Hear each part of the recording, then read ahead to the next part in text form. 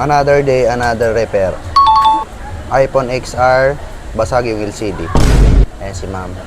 So, hello ma'am. Ano po ba nangyari dito ma'am? Nahulog po siya sa lamesa, tapos tumama po siya dun sa phone charm, yung may beads po, tapos ayun.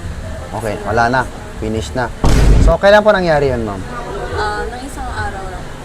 So, saan niyo po kami ma'am nakita ma'am? TikTok. Yan o. Baka ma'am kaka-TikTok mo kaya nasira to. Hindi naman. Sa kapatid ko po yun. Okay. Bali, hindi sa'yo to. Opo. Okay. So, guys, magpapalit tayo ng LCD ng iPhone XR.